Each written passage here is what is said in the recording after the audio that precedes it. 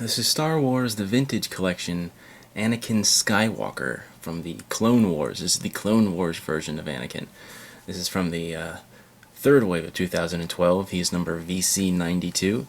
I was really looking forward to this figure.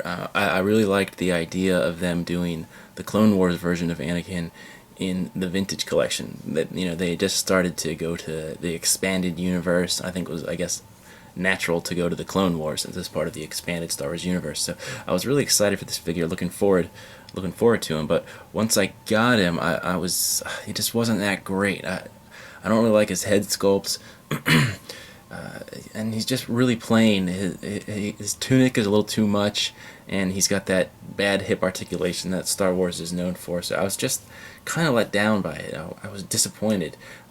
Again, I really like the idea of the Clone Wars version. But it's just, I don't know, poor execution. I really can't put my finger on what exactly I don't like about him besides those few things. I just got this guy. I got the entire wave. I got him from my local comic shop, and he cost me $20. I couldn't believe it. They had him on hold for me, and when I went there, I guess they had decided to start adjusting prices instead of selling them at the regular retail price. So I bought him to review. So I bought him, I opened him, I'm reviewing him now, and then I'm going to sell this guy on eBay with most of the other figures from this wave. So look for him on eBay if you want to get him for cheaper than the normal prices, or shoot me a message if you want to. All right. Anyway, on to him in a minute. Let's look at the packaging he comes in. I really like the Star Wars Vintage Collection packaging. I really like the image they used here. It's just, a picture. I guess this is probably from Revenge of the Sith. I'm not sure, but there he is. That's Clone Wars Anakin. There's the back. See, look at that price. Ridiculous. Here's some figures from the rest of the wave. I have them all, and I am reviewing them now. All right. He comes with his ignited. Let me zoom in a little bit. His ignited lightsaber right there. His right hand where he's supposed to hold it, he doesn't hold it very well. It's kind of loose, and it kind of just it sits in there kind of crooked. See that? So I had to use an elastic band. His left hand holds his sabers really well. He also comes with an unignited lightsaber right here, but there's not really a peg hole on it. You can't really put it onto his side, so that's kind of annoying. Not a huge deal, but I just wish it was different. I do really like the blue they're using for this. It's a lot brighter than they usually are. It's more of an electric blue. I do really like that. Alright, onto the figure itself. So, like I said, he's sourced from the Clone Wars. So he's wearing that typical Anakin from the Clone Wars. And while I do really like the Clone Wars Anakin, I like that version of him a lot, I just wasn't impressed with this at all. Maybe it's because I've seen this type of Jedi figure before, with these traditional Jedi robes. I've seen Anakins like this before, so I was just expecting a little bit more. There's nothing specifically wrong with it. It's a very simple sculpt, and I really like simple sculpts. If it's a good simple sculpt, I really like it. I don't know. I'm just not that impressed with it. But, well, let's take a closer look. Here's his legs. I do really like his boots. I love the boots that they give him right here. And he's got some decent texture in his pants up here. The paint down here, it's it's a little bit more than a semi-gloss. I guess it's full glossy. At least this part is right here. This is more of a matte color here. And up top, this is kind of a matte, like the gray bits, and then the brown, of course, is glossy. And here's like a semi-gloss. But I like the top half. At least I like the texture in the robes here. Lots of nice clothing folds and simulated stitching, as well as in the arms. I do really like his right glove. It's that typical Clone Wars Anakin glove. I wish they put some silver paint in there to detail it, but no, they didn't. His tunic has a lot of extra fabric in it. That's just a lot of fabric, so it kind of bells out. It looks more like a poodle skirt or something, like half a poodle skirt. I really don't like that. I really wish it was that stretchy material, and it was tighter around his body, so it looked more natural, less like a skirt. It's two different pieces here. See that? Alright, his belt is decent. I do like his belt.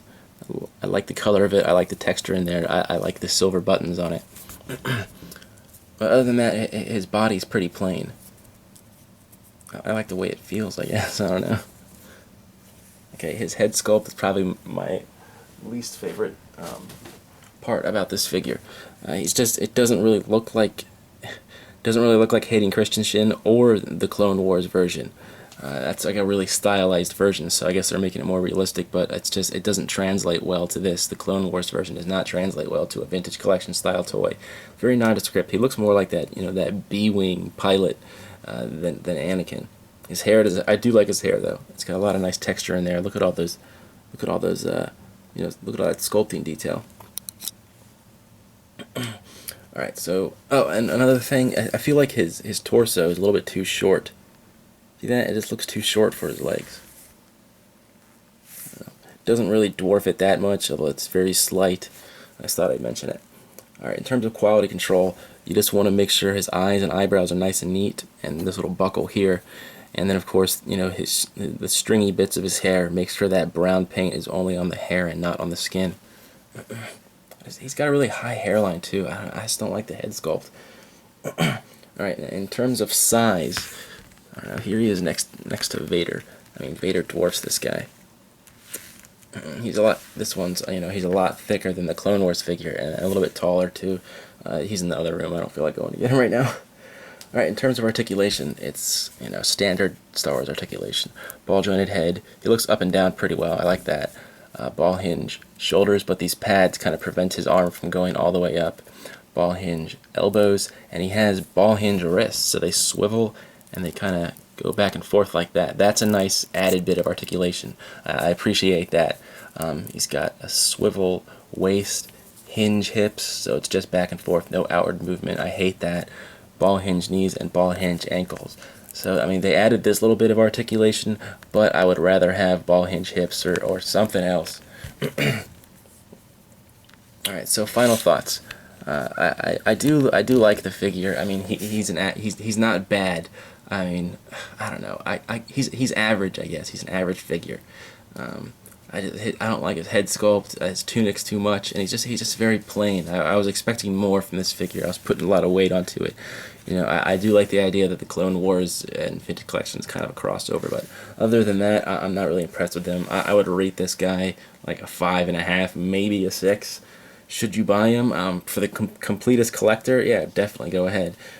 It's a cool concept, but I mean, if you're looking for a good figure on its own merit, this is probably not it. There are much better figures in the wave.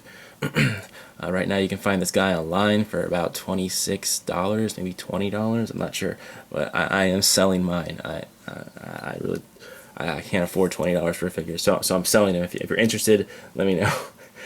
All right. I mean, he'll be hitting major retail stores soon, so keep an eye out for him. Alright, well, I hope you found this helpful. Until next time, keep collecting.